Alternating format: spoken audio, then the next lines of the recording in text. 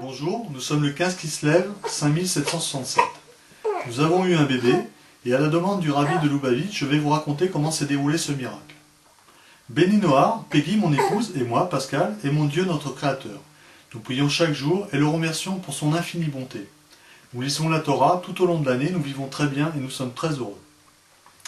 Depuis de très nombreuses années, nous voulions un enfant. Nous avons prié très fort pour cela, mais rien n'est arrivé. Nous avons vu des médecins, des spécialistes, il y a eu des traitements, des piqûres, mais toujours rien. Cependant, nous ne nous sommes pas découragés, nous avons continué à prier très fort notre Dieu Tout-Puissant pour qu'il nous aide à avoir un bébé.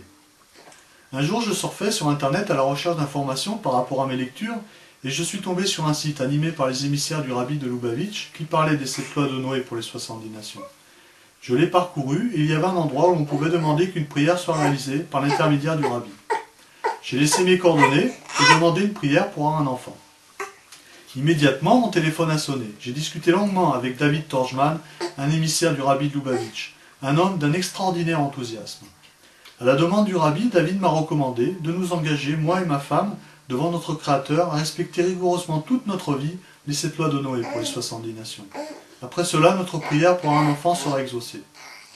Nous avons parlé de tout cela avec mon épouse et nous nous sommes engagés à respecter rigoureusement toute notre vie les 7 lois de Noé, qui sont la foi en un Dieu unique, le respect de Dieu, le respect de la vie humaine, le respect de la propriété d'autrui, le respect de l'intégrité familiale, l'institution d'une justice équitable et le respect des animaux, soit l'amour et la justice.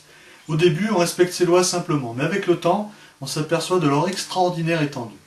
Si les hommes respectaient ces lois toutes simples, la paix régnerait sur le monde. Mais ce n'est pas l'espoir qui doit nous habiter, c'est la certitude qu'un jour tous respecteront ces lois qui sont les fondements de l'humanité. Voilà, environ 1 mois et demi après tout cela, nous avons appris que Peggy, mon épouse, était enceinte et Ilana, notre fille, est née le 25 Tammuz 5766. Nous remercions Dieu chaque jour pour ce joyau qu'il nous a offert. J'ai rappelé David pour lui annoncer la bonne nouvelle et lui dire que nous sommes très reconnaissants de ce bonheur qui nous arrive. Et il m'a demandé, par reconnaissance, et à la demande du rabbi, de raconter ce miracle à toutes les personnes de mon entourage, ce que je me suis engagé à faire tout au long de ma vie.